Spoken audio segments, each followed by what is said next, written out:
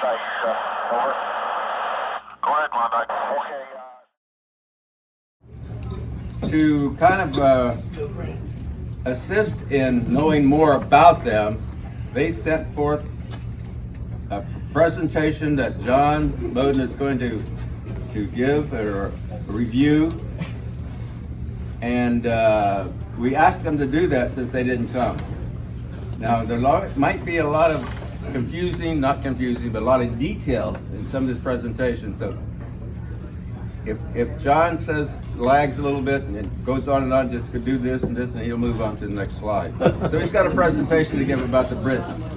And quite frankly, we'll have a discussion afterwards about them and what it means to us. Because we're getting old and dying off, and they're the young breed. Really? No, you better shut up when I'm talking. The young breed that's going to be the holders of VMO-6 in the future. So with that, John, take it away. Start me off. Okay. Hey, it's pretty impressive that Boden is dressed up tonight. I'm surprised he's got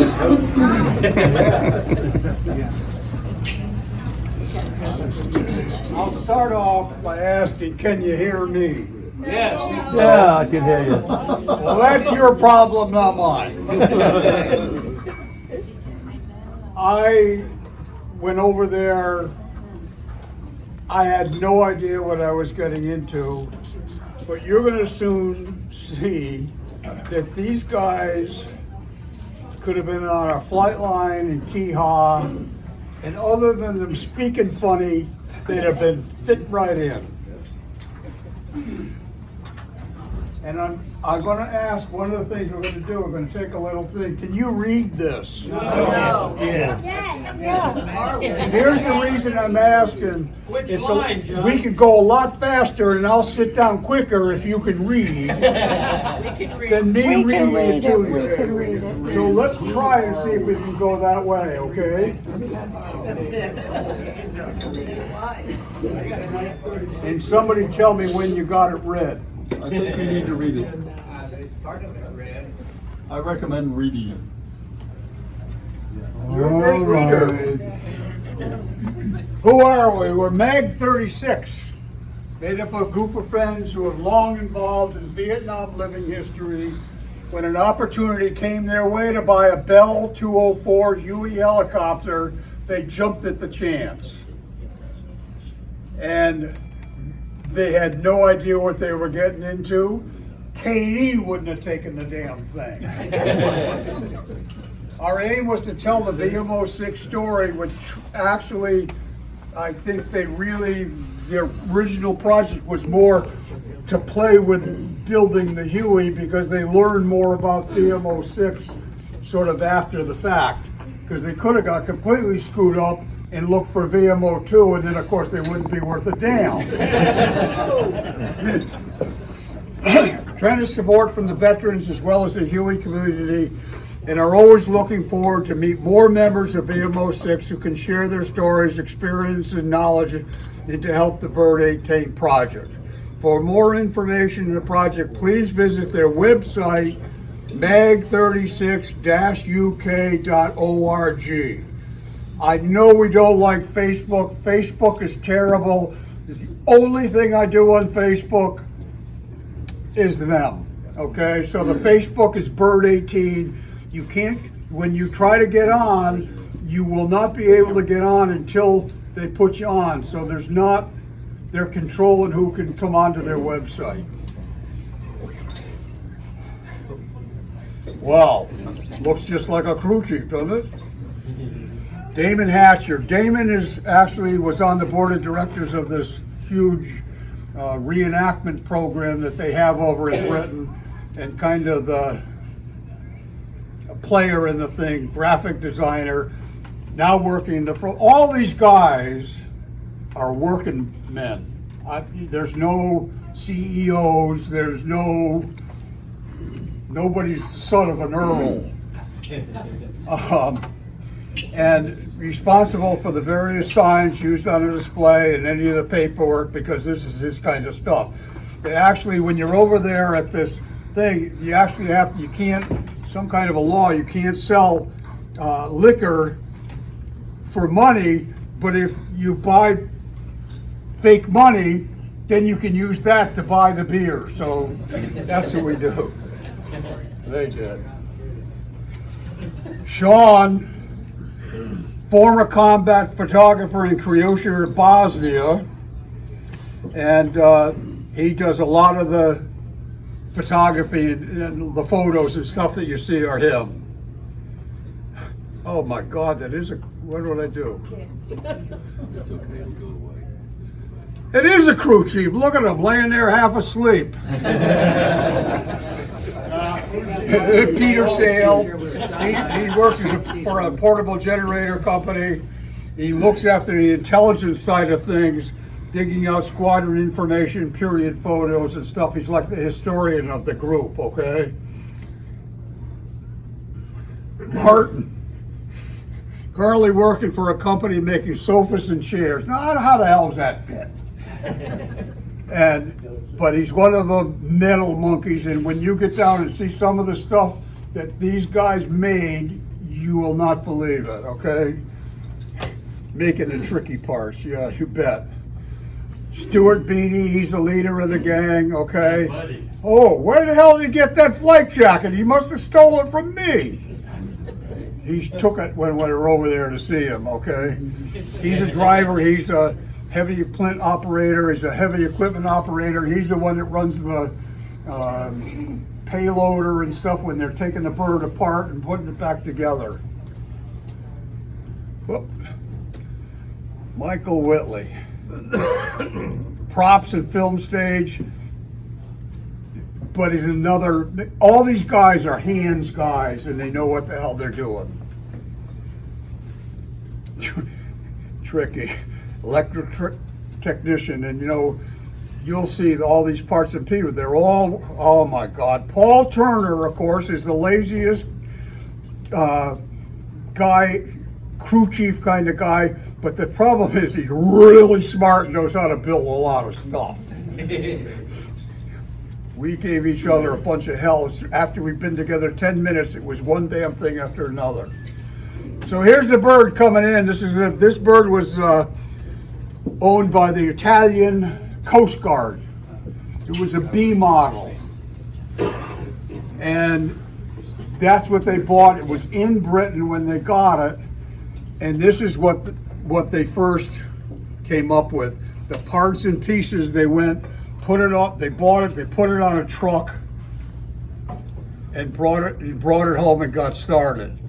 So 6 months later, 3 months after that, July 19th, God, it's beginning to look like a bird's on Keehaw. Look at that thing. Now I want you to understand that you can't go buy machine guns. These are fabricated out of wood. They look so real you'd never stand in front of them. The rocket pods, they got the rocket pods. We'll come on to another thing that we come past this.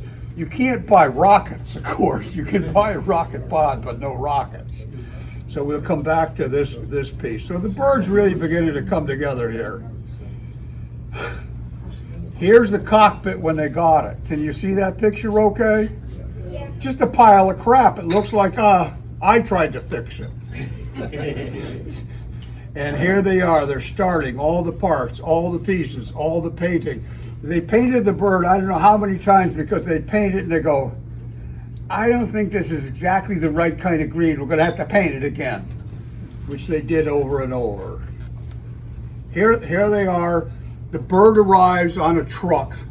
This is what it looks like, okay? And here they are running the equipment, putting it together, put the rotor head on it and all that. This is to be able to have it at this War and Peace show where I found them, okay? So they're getting ready for that. I don't know what the hell that is. This is not a real person. It's somebody they built to stick in there to be the gunner. was key haw. Oh, and there's their imitation of being a crew chief. And when it's slow, you read a book. So this is during the show when just odd shots. Oh, we're at the War and Peace show. You know what? There's more than one war in this big, huge piece and show. The First World War, the Second World War, the Korean War, and the Romans.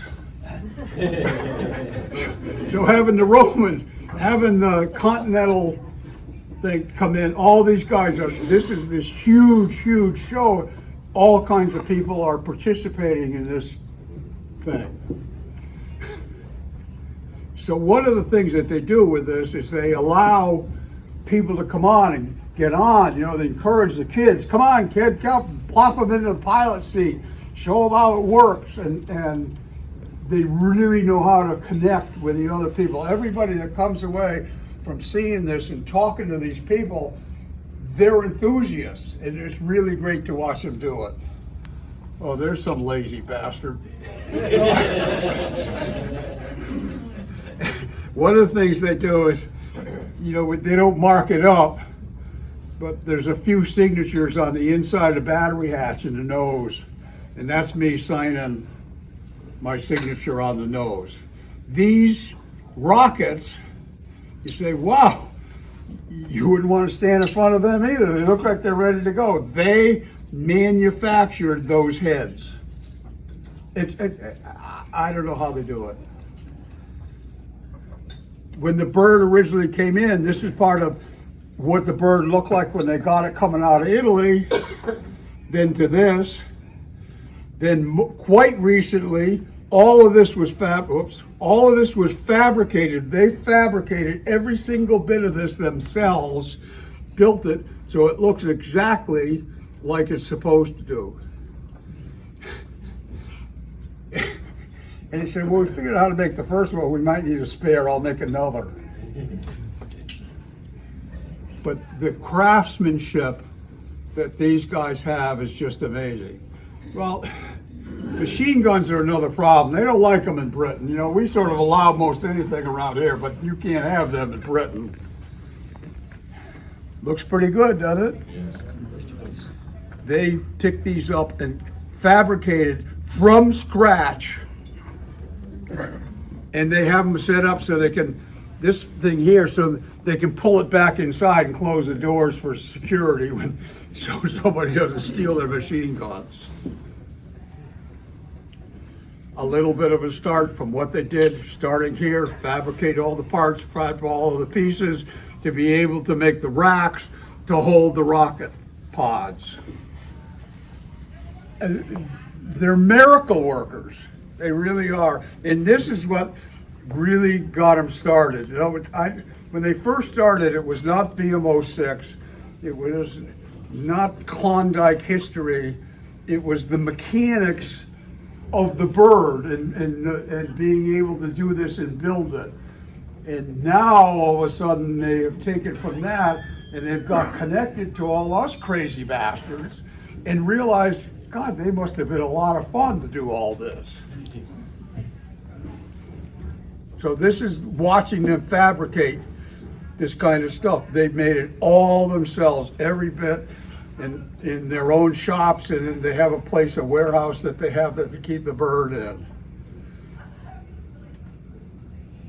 I don't have any idea what that is. It looks like a box on the front porch. I'm not sure. Now the hoist. This bird had no hoist. You say, well, excuse me, the Italian Coast Guard had a helicopter with no hoist? Doesn't make any sense, but they're Italian, you know, so. So they had to start from scratch and make every single piece of a hoist. They had to, not only the hoist, they had to make everything they had to do to be able to adapt it. And you tell me that doesn't look like a go-forward hoist right off of one of our birds. And that's where it started. Drawing board to cardboard mock-ups to installation. over and over and over again. They just made these pieces so that it was exactly right. This is some of the write-ups they've had doing this in different magazines. We've been working trying to get them into Leatherneck magazine. We had it started and then, I don't know, they sort of dribbled off, Leatherneck dribbled off the end. And it had, they were gonna go over and see them and then it all got stopped up. So hopefully we'll get some more articles. But they're over in England, it's hard for us to imagine the amount of recreation of the war stuff that's over there in Europe compared to us. We had, you know, the Civil War was a big thing where a lot of reenactment stuff. Here, France, Germany, there's over 1,000 exhibitors that come in to this show each year. It's just, they're really into this stuff. Other promotions that they've got on this. Well, now you see, there they are. They look just like regular bums like us, right? Uh-oh. Hey, Barney. Yeah. They got our nurses. Yeah.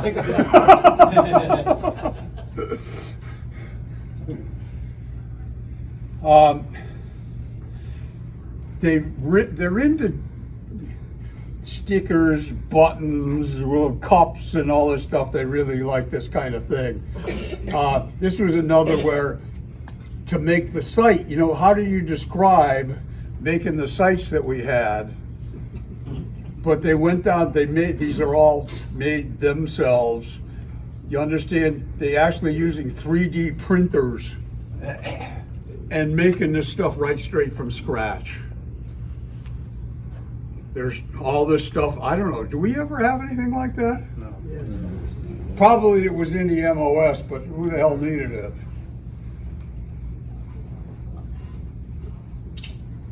Look familiar? Where's your picture? It's your picture. No, it's yours. But the accessories, you know, the fuel drum and a pump and the extinguisher, and they've got all that kind of stuff hung up there, okay? Keyhole. Kia, they're in Kia. It's just amazing. I don't know how else you can describe it. So here you start, and here's the start, and here's the finish.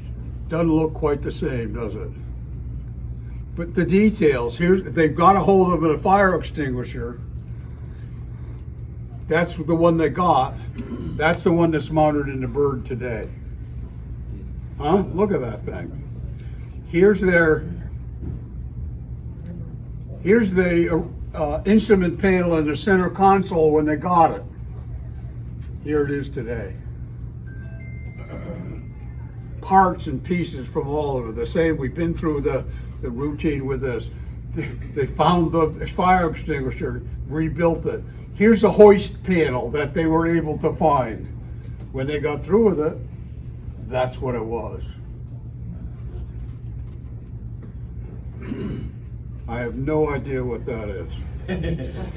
Coffee break. It looks pretty bad there, and there, so I don't know. Some of these are sort of self-explanatory. They painted this bird, I don't know, 3 or 4 different times. They painted it and they go, it's not exactly right, we gotta paint it again.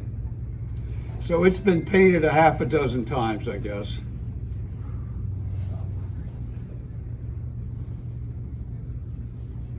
Oh, they're acting just like crew chiefs. Ah, can you read that?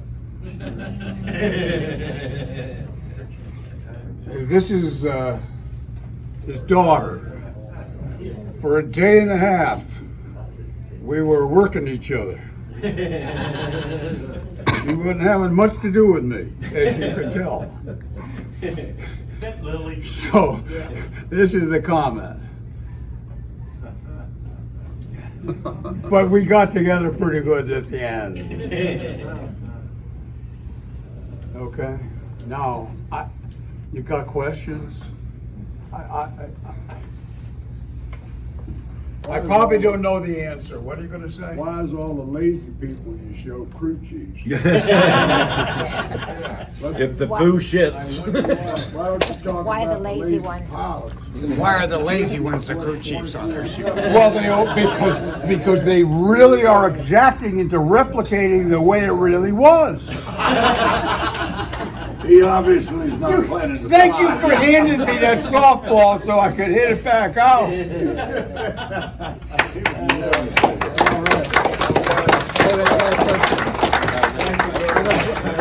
Hello, I have a question. Yeah. How did they end up deciding that VMO-6 was a squadron there? Oh, it's all my fault. I went over and convinced them. They only had two choices, 2 or 6. Now they got in contact with one of the guys from VMO-6. Yeah, Pete Green. No, it wasn't Pete Green. Keep going. Give me the names. Come It on. was Mad Dog. Mad Dog. Mad Dog. Mad Dog was a huge help for him long before I found him. Okay, and there's been this communication and part search, and if you ask me, well, what kind of part you're supposed to put there, I go, how the hell do I know? Give it a KD. So yeah, you're right. I was late to the game for all the help that they had. I just showed up first. Yeah, it was just a few of those lazy crew chiefs out here that got them started. Well, no. You know that I'm kidding you. I know Okay. that. And first of all, long before I even knew what was going on, these are crew chiefs. They connected with you guys and got it going back and forth. And the questions they had, I would have gone, I don't have any idea in hell. But you guys could answer them. Okay, I guess you want me to shut up. Well, Okay, I like Well, wait a minute. Okay, go ahead. Let me add some things to what John was saying. Stuart Binney, who has been, I've been communicating for the last 6 months because we expected them to come over. And I had to provide a point paper to HMX because they didn't want to, in planning for them to come over to visit HMX, I had to get their approval and so forth and so forth. So he provided a lot of information that I didn't know about. First of all, they only really display right now only a couple of times, 2 to 3 times a year. Their next objective is to get a trailer to put it on for a static display and take it to different things, do different functions. And again, they're publicizing VMO-6. And the other thing is that they started in 2018, and they've really accomplished a lot since then about what they're accomplishing and what they have done. And I just suggest to you that you go to their website to find out more information. What's the website? Try that again. Bird 18. Is that all? It's in that paperwork. Birdie, okay. Again, what John said, they came today and they accomplished so much by communicating with you. Why is it Bird 18? Because of Rich Alt, because that was his bird, Bird 18, okay? So he's been the person that they really, and Rick has really provided a lot of information to them. Pete Green is another person that's really provided a lot of information to them. So that's the background. And again, they want to publicize this and do more things. And they're looking for some support. Not that we're going to pass the hat tonight, but if you go to their website, if you want to contribute to them, you can to help out. Right, John? We got to figure out the how, but you get a hold of me and I'll help that happen because it's a little complicated to do it over the pond. What a question I have, is it flyable? No, it doesn't have an engine in it. It does not have Well, an engine. are they attempting to put one in it so they No. can fly it to these No. different functions? No, because as soon as they do that, there's a whole new group of people gonna come down and get all over their case. So it's not gonna fly. There's a couple of flying Hueys in Britain, but this doesn't fly. And there's no plan for them to do that. They're more of the plan is what they're trying to do is to educate people to this part of the military that goes all the way from the Roman soldiers to hopefully whatever's next will never happen. But so this is an education about the past. Flying it makes no difference to them. Why? You want to send an engine? If you know where one is, I'll see if we can work it out. Any other questions from anyone? Okay. Well, I'm going to make an introduction to our next president. Are you? Okay. I got a couple of crew chief stories I thought I would tell as part of lead-in for Bobby.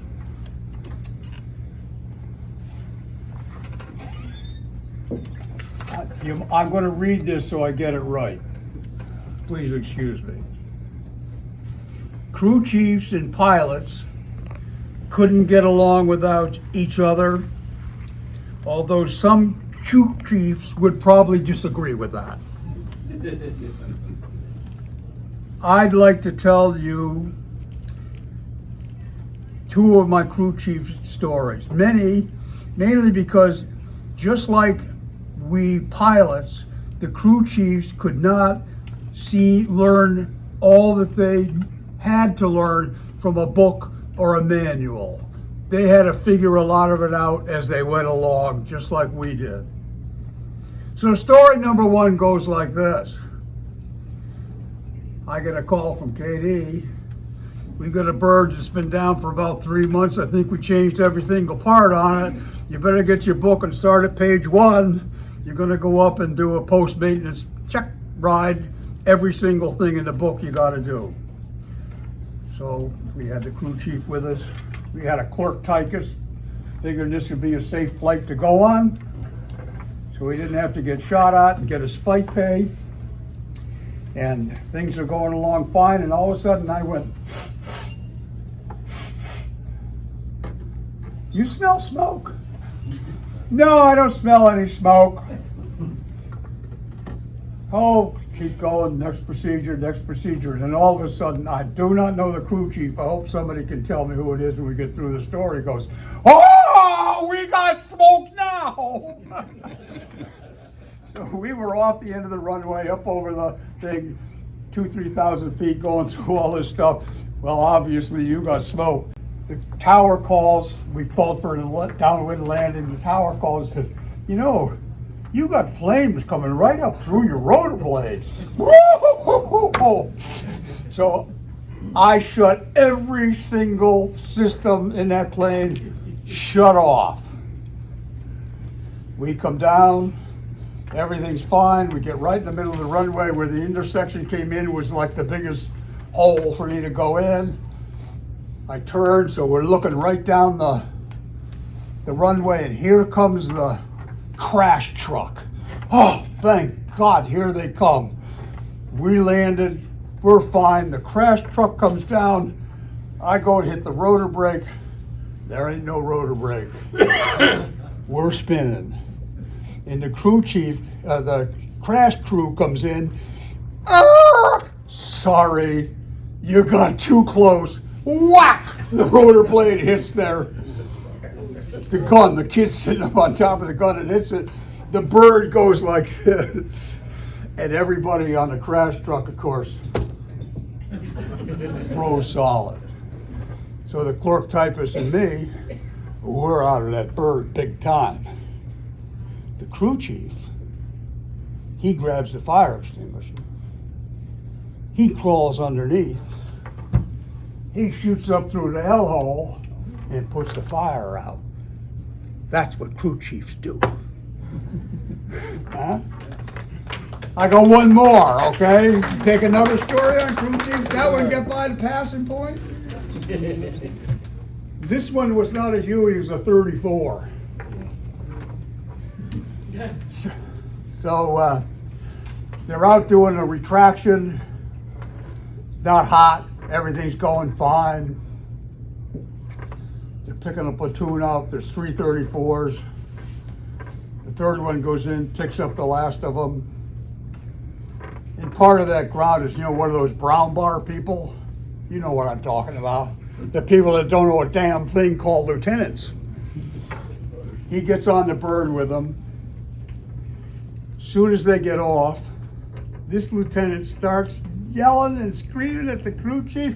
Where are you taking me? I want to make damn sure we're going to this place. You don't take me there. I want you to go exactly where you are. And he, rah, rah, rah, rah, rah. So the crew chief says to him, I think you need to talk to the pilot. You want to talk to the pilot? Yeah, I want to talk to the pilot. Now, some of you guys know 34s in here, so you know what I'm talking about. So the crew chief is, sitting here right by the door, right? He reaches up, right up in between the pilot's seat and the center console, and gets a hold of the relief tube. Yeah. Now, if you don't know what the relief tube is, ask somebody. And he says, now here's the story, Lieutenant. You're not going to be able to hear the pilot, but he's going to be able to hear you.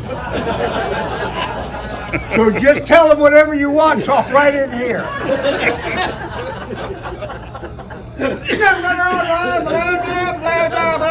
Blah, blah, blah. Takes it out. Reaches up, puts it back on the side of the bed, and then he sits down and the crew chief's going, Lieutenant, the captain told you to sit the hell down and shut up! I'm out of here, guys.